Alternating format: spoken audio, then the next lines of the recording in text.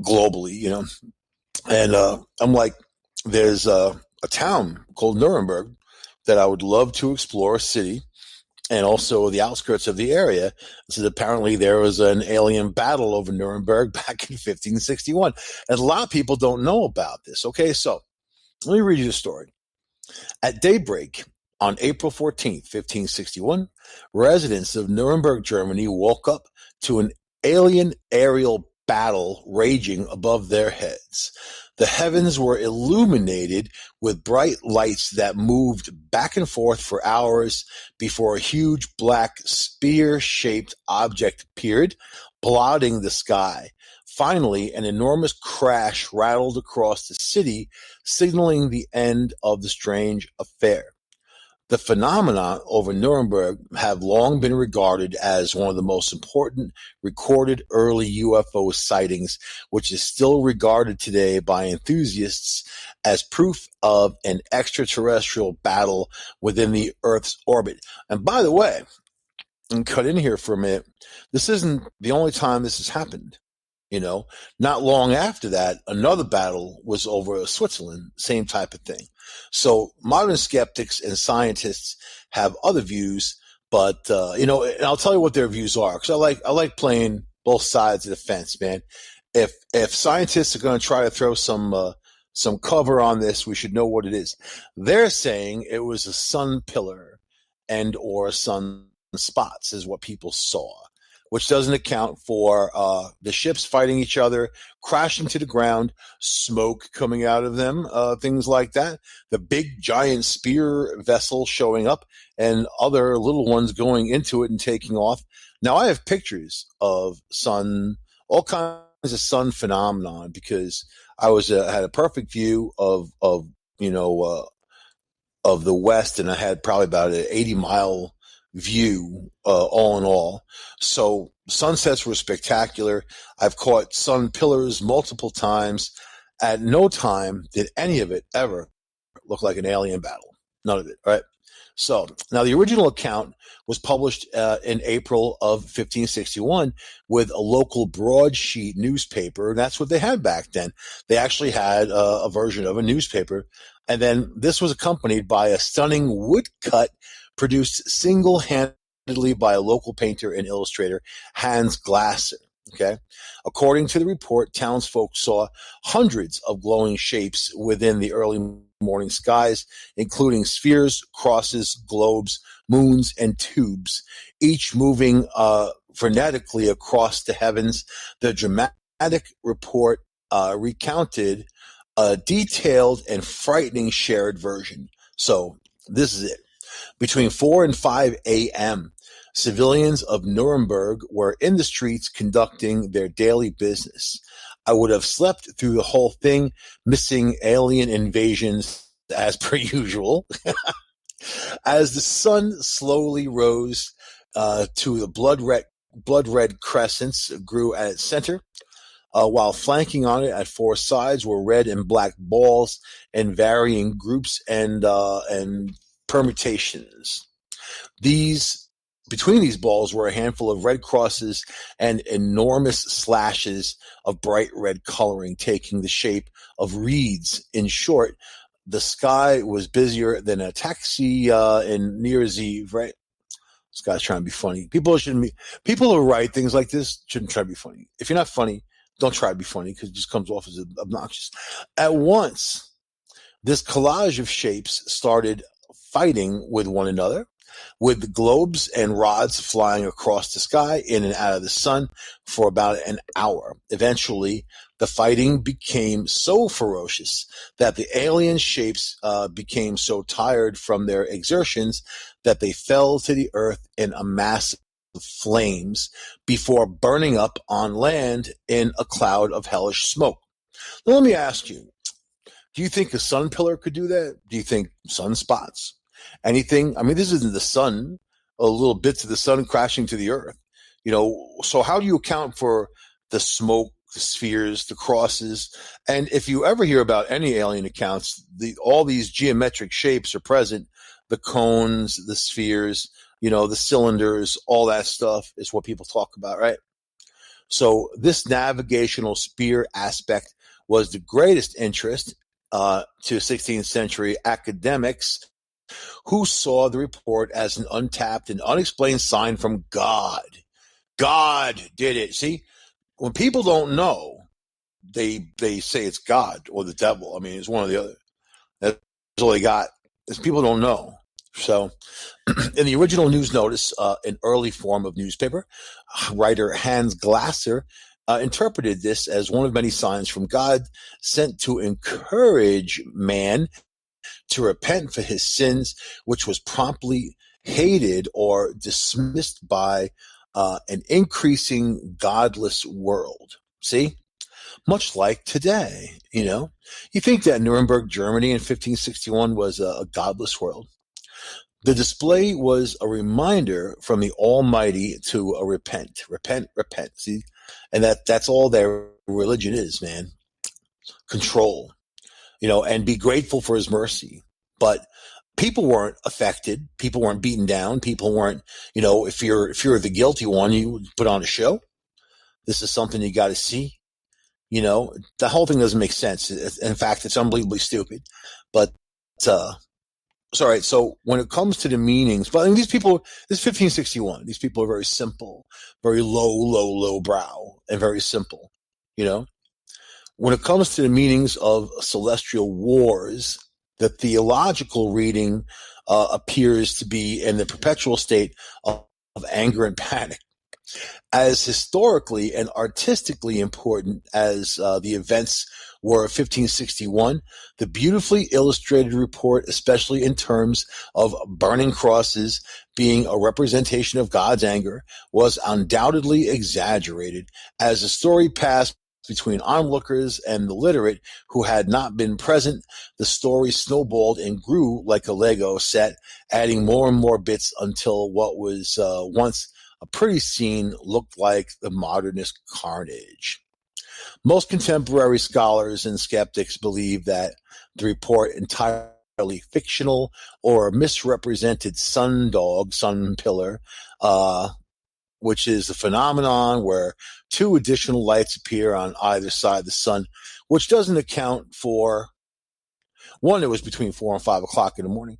Number two, it doesn't account for the smoke, the fire, the noise, the rumbling, the fighting that woke people up out of a deep sleep to see what the hell is going on in the sky.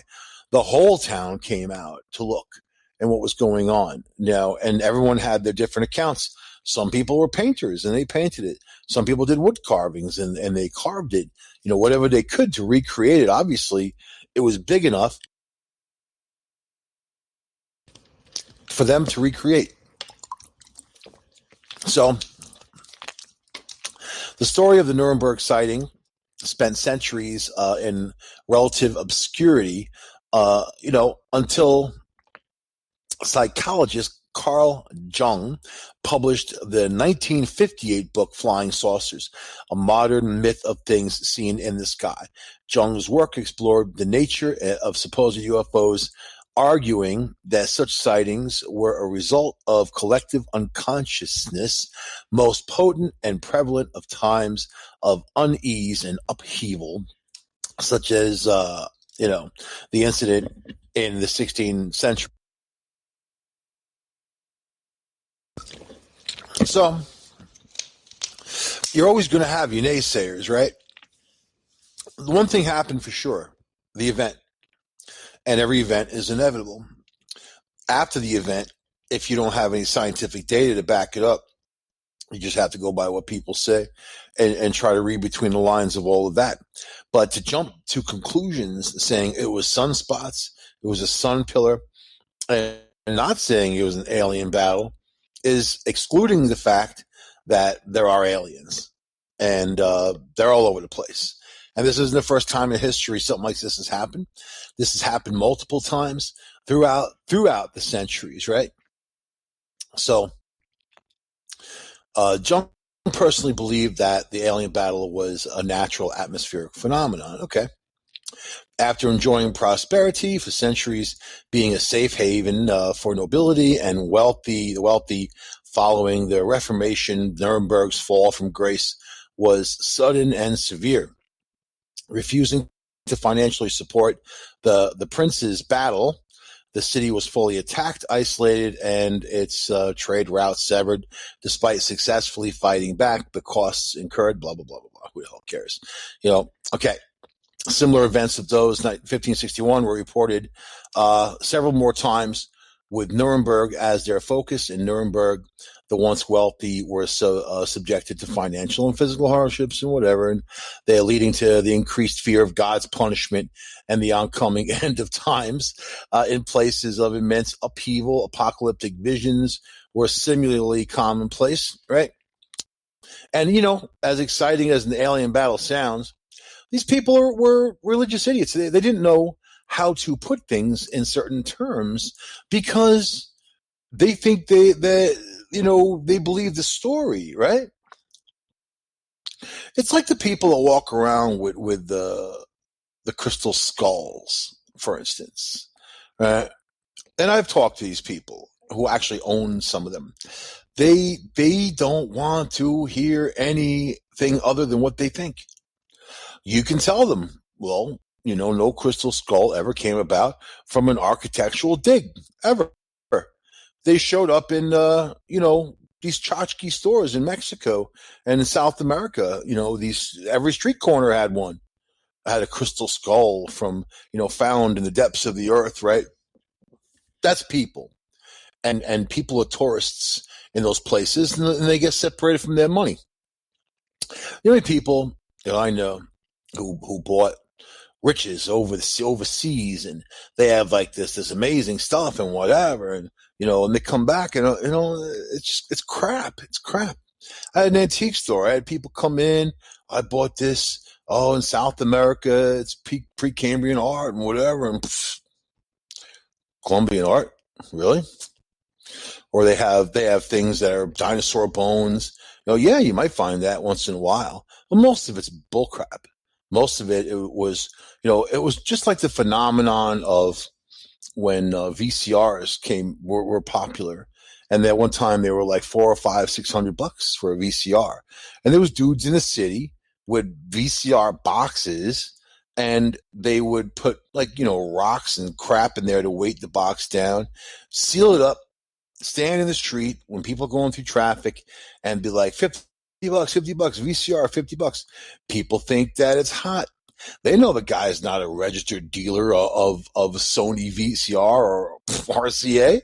They think the guy just some crackhead walked into a store, boxed the thing, took it, and then here they are to sell it for you. These guys are giving $50. They go home, they open up the box, and they find wet newspaper in there or whatever it was to weigh it down, feeling like an idiot fool because they wanted to do something illegal. They got taken, right? So that happens. Gold jewelry. Oh yeah, the guy in the street going up and down with the gold chain looks nice. It's nice and heavy, but whatever. It's not gold. It'll say it's 14 karat gold. They buy those little tags all day long, put it on stuff. People are stupid. But does that mean it wasn't an alien battle over Nuremberg? So I went on to Google Maps, and then I went and looked at Nuremberg. I zoomed out, I put the satellite on, and I was specifically looking for large areas of cleared land where if an alien ship that's full of radiation crashed, nothing's going to grow there, and most likely it'll still be radioactive to this day because that stuff doesn't go away in 4 or 5 or 600 years. In fact, most of that plutonium or even our radioactive materials have a half-life of 5,000 years. So that means it's full potent for 5,000 years and then it starts to die down after that for the next 5,000 years, most likely getting down to zero, except we'll never know because we don't live that long, right? But I looked at the map and I did see areas that were where the forest was cleared. There was no homes there. It wasn't near any farms. It was dense vegetation. And sure, there's reasons why that could happen, but there's a few areas that I'd like to go and check out with some equipment just to see if I'm right, and love to hang out in Nuremberg anyway and check it out. So, what do you guys think about all of this? And then the same thing happened over Switzerland not long later. It seems to me like there was people battling it out, right? So then Admiral Byrd, when he took his fleet down to the South Pole and wrote in his personal diary on how, they were attacked by little silver discs that came out of nowhere. He said that was the biggest danger to the United States. His airplanes went to attack. They flew into some kind of invisible barrier, exploding in the air. All the ships that he brought down there, many of them were completely destroyed. Does that sound like a day at the beach to you? Or does that sound like something was there that didn't want those guys to be part of it? So people will have told me, those were Nazis. Nazis.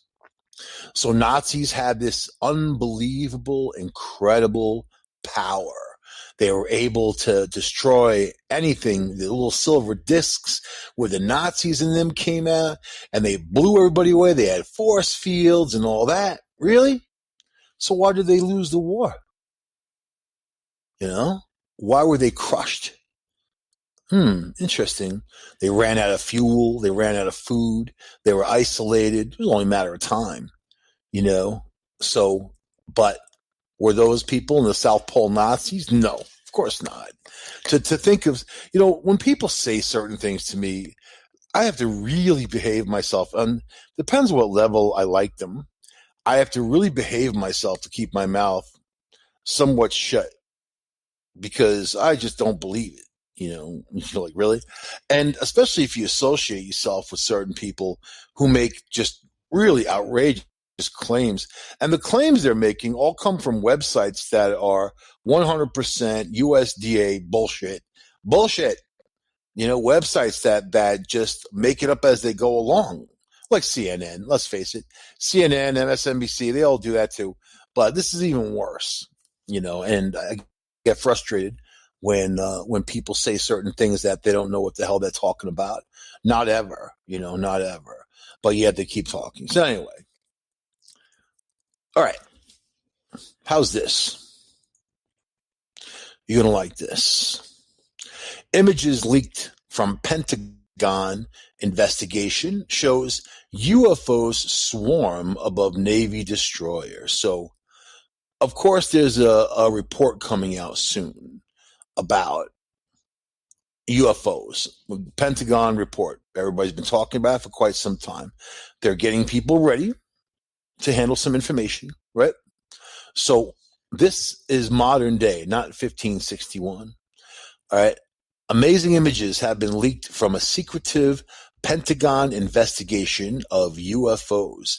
The task force has been gathering evidence for a comprehensive report for Congress, which is due in June, that includes photographs and videos of UFO encounters with the U.S. military and their assets, including Navy destroyers off the southern coast of California, right? Part of the report is to educate other military and intelligent officials about the nature of UFO mystery. See, that's BS.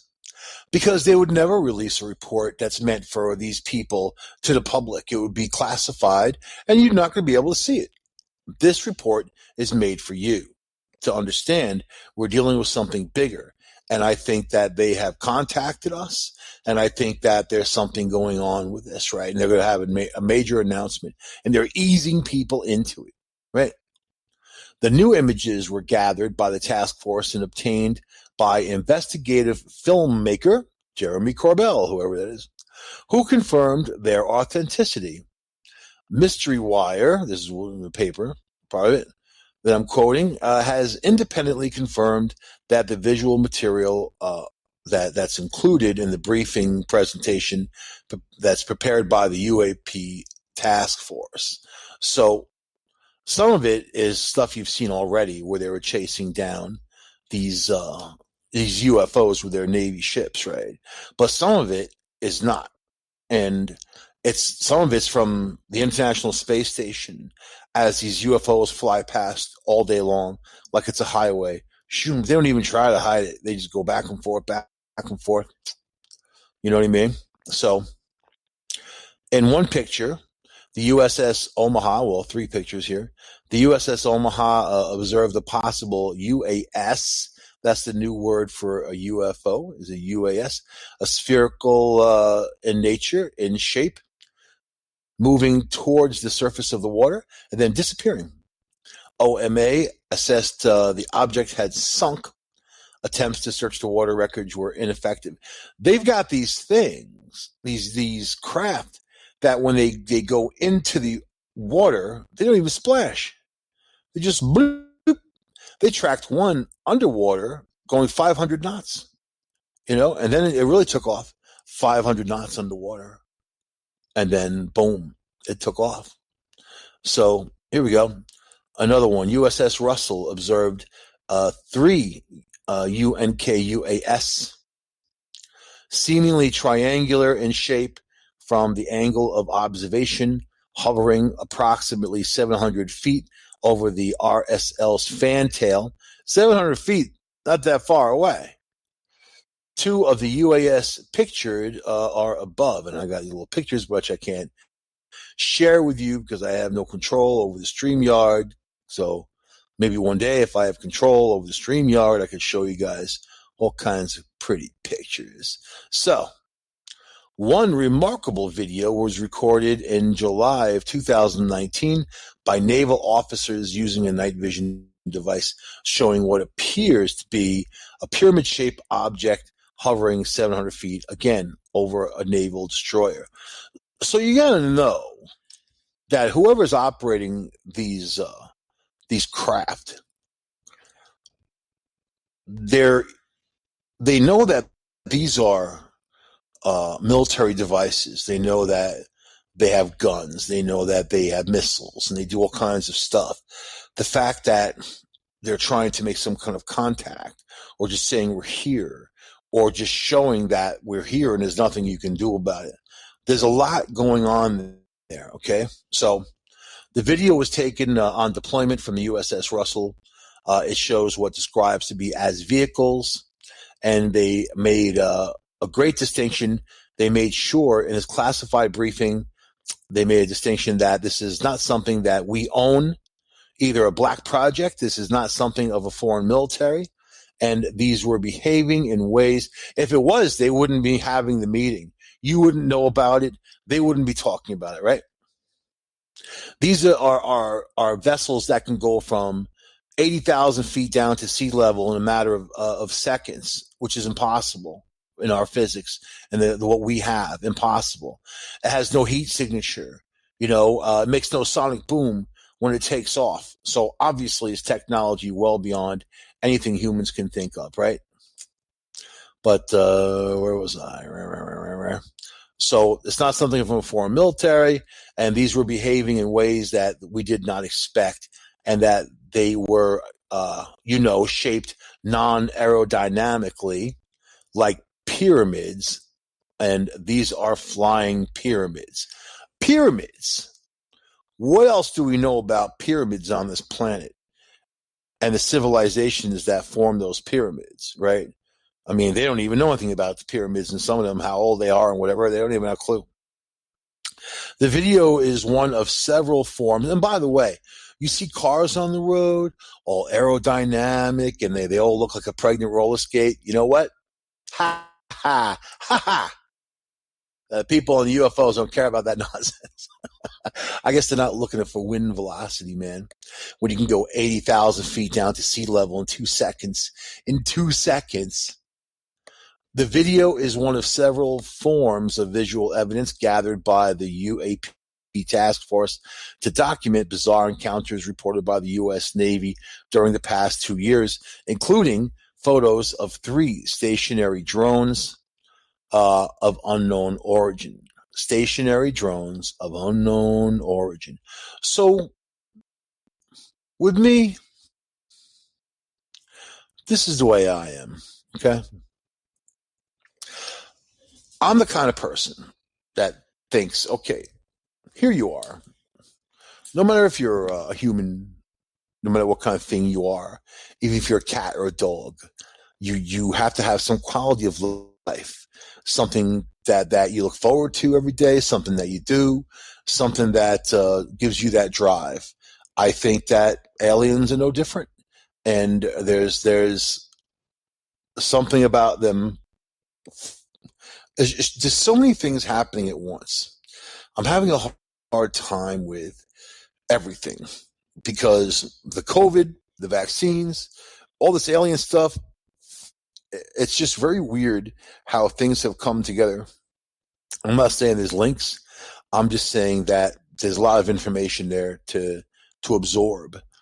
But when I hear people talking about simple things, crop circles, whatever, I kind of have a laugh over that, because I remember in Oprah Winfrey when the original guys who made the crop circle went on her show with, the rope and the board and how they made their circles so perfect, and, by using rope and a pole and then kind of going in a circle.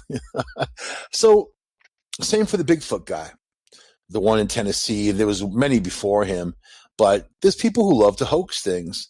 You can't hoax an alien aircraft going from 80,000 feet down to sea level in 2 seconds. You can't hoax that. It's not a hoax. It's something that's very real and present. So the fact that there's a technology like that out there with creatures like that, and they haven't destroyed us yet because they think that we're so awesomely stupid and useless and, shouldn't be, more like humans are an infectious disease on the surface of the earth. No, we're here for a very specific purpose. And there's no doubt that they're part of us, that they've helped us grow and helped us understand. There still needs to be a big push to get people out of that primitive nature that makes us want to destroy what we don't understand. So this report's going to come out, and it's going to mean a lot to the UFO people. It'll mean nothing to other people, and maybe some people in the middle who are undecided will come forward and start admitting, like, wow, yeah, there's a bigger thing out there.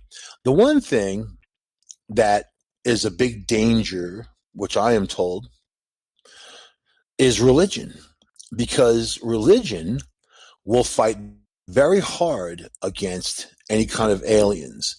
I have a feeling it'll debunk all of their bunk, debunk their bunk, and then they'll lose, billions of dollars because people will walk away from these institutions that have worked so hard and so diligently to separate you from your neighbors and others, because that's what religion does. It separates people. It doesn't bring people together. Opposite religions separate. So how is that something that's from all-loving God? If you think of the whole term of a creator, you wouldn't think that creator wants people to be divided. So I think that once these technological things come forward, there's a lot of people who will be stuck in, let's face it, there's people who are stuck in stupidity. There's people who don't even believe COVID-19 is real. I hear it all the time from people out in the street, in the store. I don't believe it. I don't believe it. And they're always like these I hate to generalize, but there are people who aren't very with it to understand that it's not a political issue, COVID-19. It's a health issue. And it's something that you don't want. Now COVID-19, the new one, this double mutation that's from India, is here in the U.S. It's in England. It's all over now. You can't stop things like that. We've been trying to play catch up with it. Now it's got a bunch of new symptoms. It's attacking your skin, lesions on your skin, even things like your mouth, dry mouth, that type of thing. Just interesting how, skin is your biggest organ, if you think about it. And now it's attacking that. I actually had one of my people on Facebook, I posted an article about new symptoms from COVID, especially for diabetics, because there's a lot of this swelling for diabetics and things like that. So new symptoms, right? And there's also something called long COVID that people will have for months and months and months, or it will be in their DNA. They said it's bonding, They found it bonded.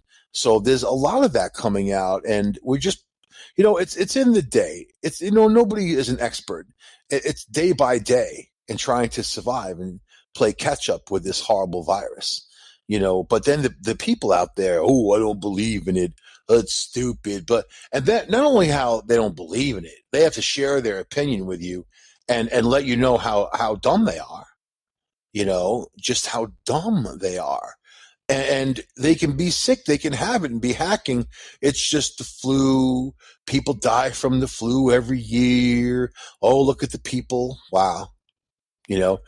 And so in the end, you just have to walk away from those people because you can't teach them anything. Maybe you can educate some of the people some of the time, but some of them are so deluded and they just listen to these political leaders saying this crazy stuff.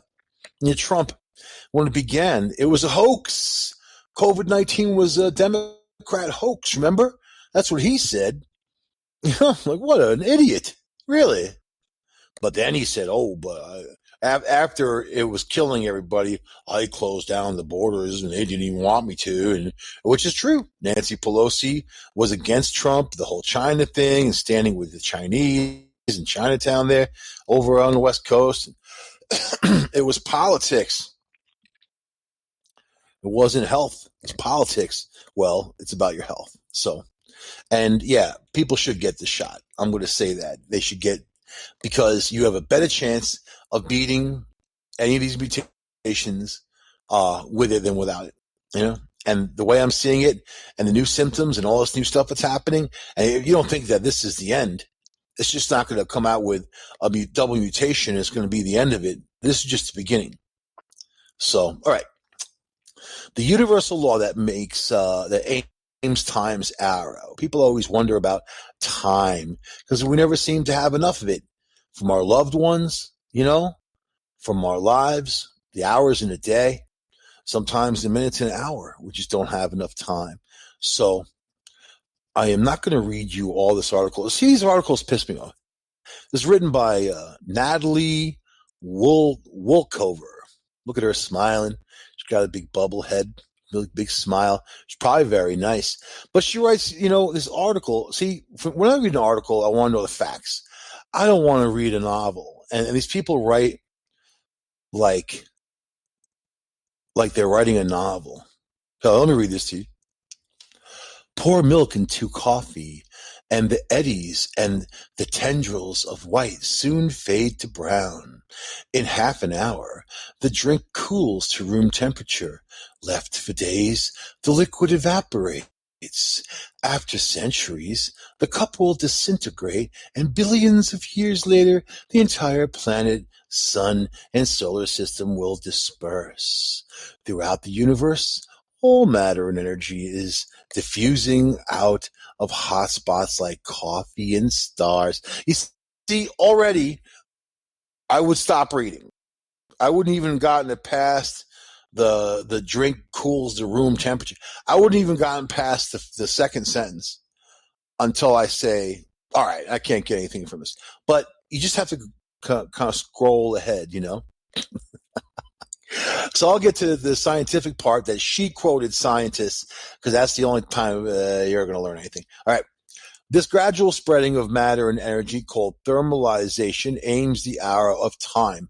But the fact that time's arrow is irreversible, so that hasn't been proven. There is no mathematical barriers to going back or forward in time. I will say that. And I'm a math person. So let's see. Time's reversible. That hot coffee cools down. Let's go back to the hot coffee again. Thermalization is a statistical outcome.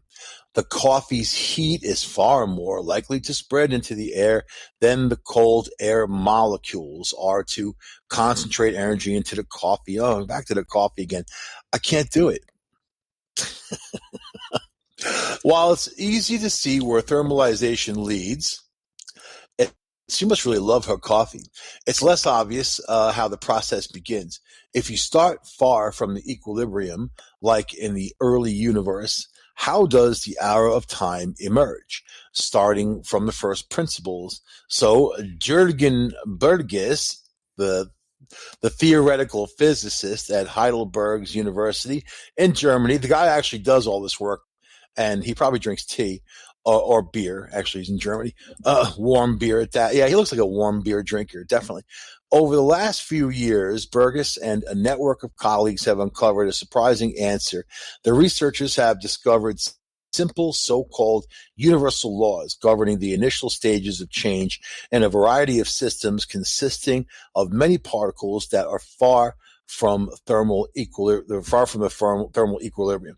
Their calculations indicate that these systems examples include the hottest plasma ever produced on Earth and the coldest gas, perhaps also the field of energy that theoretically filled the universe in its first split second, begin to evolve in a way described by the same handful of universal numbers, no matter what the numbers consist of. See, now, and I'm going to add this in there. These people don't know anything, and their theories are all based on things that they know. But we're talking about things that you don't know.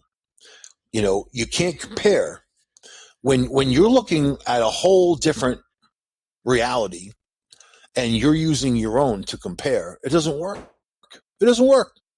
That's like going into a ghetto and thinking that it's your own, the neighborhood, you know all the streets and you know all the people, you know everything. It doesn't have to be a ghetto. But I used to hang out in ghettos, man. It's ghettos is like the last free area in this world. I hate to say, it may sound weird, and we'll have to discuss it one day, but I could definitely explain to you why. All right. So the findings suggest that the initial stages of thermalization play out in a way that's very different from what comes later. In particular, far from the equilibrium systems exhibit fractal-like behavior, which means they look very much the same at different spatial and temporal scales. Their properties are shifted only by a so-called scaling exponent, and scientists are discovering that these exponents often are simple numbers like 1/2 fractions, negative 1/3, for example. Particles at speeds at 1 instant can be rescaled according to a scaling exponent to give the distribution of speed anytime, blah, blah, blah, blah. I'm going to say this. This is the problem with all these people. And I'm going to say all of them. Theoretical physicists. They need to go out and raise grant money. And they need to have a reason why. They're studying the arrow of time. But yet, if you don't include quantum physics and you don't include other types of physics, a higher level of our macro world, which I call mega physics. So you have the micro, you have the macro, you have the mega, and all these situations, the system of physics works exactly the opposite of all the rest.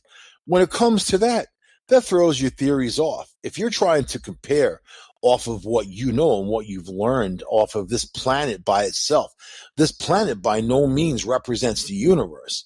It's just a little bubble, a little tiny blue dot compared to everything else going on. You don't know what's going on out there because you're not there to study what's going on, and you don't have the lifespan to see what's going on, to understand it. So then you have to rely on some warm beer drinking German guy, who's going to tell you about his theories. I got great theories, man. Back in the day, we all used to hang out and just talk about this stuff all night long. Theories of the universe and why things work. Then there's dark matter, antimatter. There's so much that you have to also put in, and your thermalization may not hold true in other areas in the universe, but is there time in those places, or does time just exist for us here? That remains to be seen. For the spinning of the earth, for the gravity that we have, time and gravity, can impact one another. Einstein proved that, right? And same as speed. So here we go.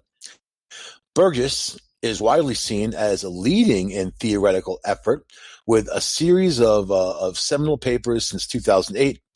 Let's see. Let's see. The physics of universal scaling. He and a co-author took another step this spring in a paper called Physical Review Letters, then explored pre-scaling. So, okay. What does that mean to you? Probably nothing. Probably nothing. Let's just say energy cascades. While Burgess began studying far from the equilibrium dynamics, he wanted to understand the extreme conditions at the beginning of the universe when the particles that now populate the cosmos originated. So let's talk about the Big Bang. Right? Boom! Big Bang happens. Here comes a shockwave. From the days of that explosion to the days after, how many days at the center of the Tootsie Roll Tootsie Pop do you think it's up to? Because the further you go out, the more the days turn into eons or millions of years. But yet at the center, it could only be on its second, third day, sixth day, which is really interesting, because we're talking about distance and time and timelines and the rule of time, right? And if time just exists for us, then how do you know that time exists? And the laws of time exist for those other individuals or any other place in the universe. You don't. The only thing you could do is study things. On a recent show, I kind of talked about if you were, let's say you're 2,000 light years away, which means it would take 2,000 light years to get to that place. 2,000 years of light speed to get to that place, which is pretty intense, right? So if you were to see, let's say someone's 2,000 light years away and they're looking at the Earth. They have some massive telescope that they can look out and see the Earth perfectly, right?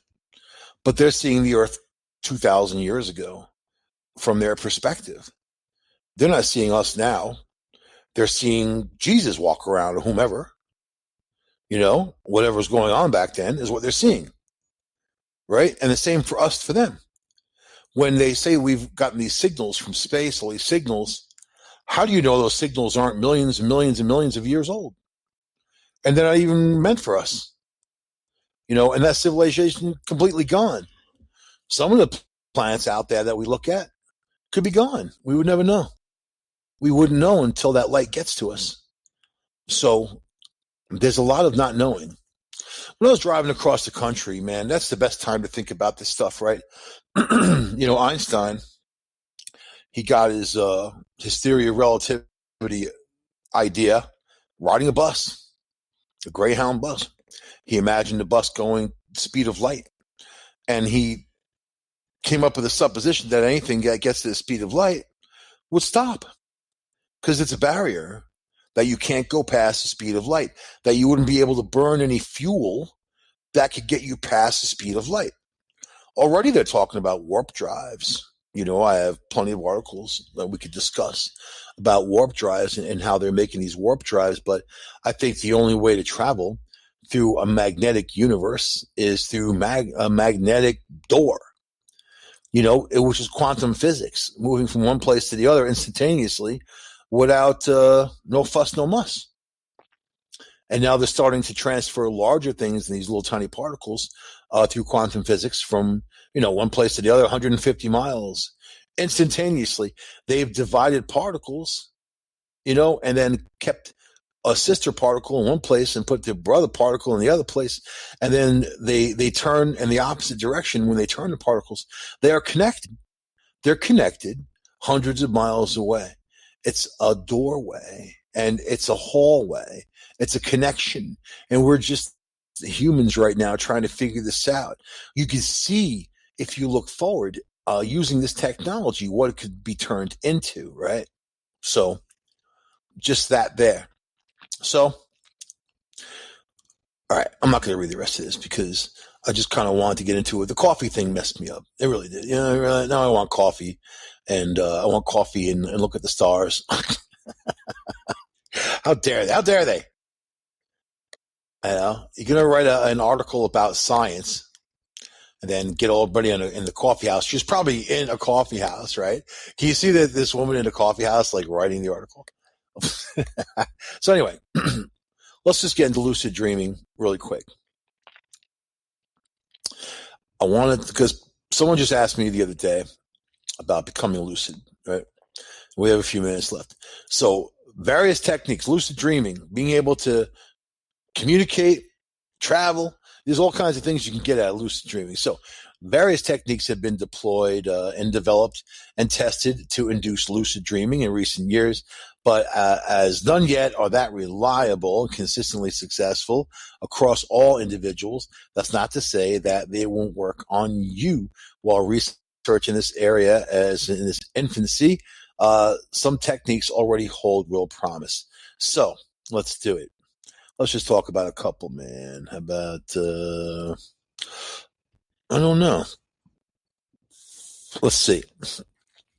I think probably, me personally, I'm going to tell people to, like lucid dreaming, when you go to sleep, that twilight part of your sleep where you're kind of in that mix. There's things that you can do within there. You can also ask questions or have people come forward to you, that type of thing. So cognitive techniques are activities that are performed during the day or while falling asleep. Thus far, this type of approach has been most successful at inducing lucid dreams. According to a recent study of 169 Australian participants, a combination of three techniques induce lucid dreaming most successfully: reality testing, mnemonic induction, lucid dreaming as a wake back to bed type of thing. And reality testing, the reality testing method involves habitually asking your waking self whether you're dreaming and performing an action that helps you find out. You know, the popular film Inception references this technique with a spinning top that would normally eventually stop rotating, but continues eternally when dreaming. So if you don't fancy keeping a spinning top in your pocket while you're sleeping, you can hold your nose and do whatever, and raise your arm and that type of thing, or just smack yourself in the face. Why not? Right? And the mnemonic induction lucid dreaming, called mild, MILD technique, one rehearses a dream and visualizes becoming lucid while repeating a mantra expression at the same intention, such as, next time I'm dreaming, I want to remember that I am dreaming. For the best results, it should be performed while returning to slumber, basically wake back to bed, that type of thing, whereby one sets their alarm clock 1 or 2 hours before their normal waking time, gets up for a few minutes and goes back. This brief awakening is thought to increase that cortical activity in the key brain areas implicated in lucid dreaming. When one slips back, that rapid eye movement, the REM sleep, you know what I mean? And the stage which the whole vivid dreaming occurs. Unsurprisingly, pressing the snooze button multiple times before finally waking also appears to increase the chances of lucid dreaming. So, of course, these strategies require sustained effort and to have an effect. In search of easier route of lucid dreaming, various wearable technology companies have developed contraptions that flash light, vibrate, play sounds during REM sleep. And I'll tell you something creepy. I just told this to my family members. Commercials have these pulses of light that shouldn't exist.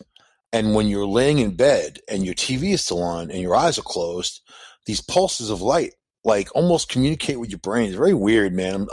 I'm studying this, all right? It's something I'm studying to see what the deal is, and I would really like to know if they are just playing more shenanigans to get you to buy stuff, that type of thing, pre-programming your brain. I used to fall asleep during like infomercials, or I'd fall asleep for a show and wake up during an infomercial. Oh my God, horrible. Sometimes I just wake up wanting to buy stuff. Like, I got to buy it now. If I buy it now, I get another one. Buy one, get one. People are like, what the hell are you talking about? I don't know. Some stuff I need. A pasta maker. You know? Anyway, that's that for that. I'm going to end the show here. This is Michael Angley on Discovery Paranormal, or whatever I'm calling it now. It's always Discovery Paranormal. So, but it's also the Paranormal News. I will see you guys next week on this show. United Public Radio Network, UPRNTalkRadio.com, 107.5 neurons, $25. 25, right here, 30, 30, 30, 30, 30, 35, 40, 40 sold for $42.95.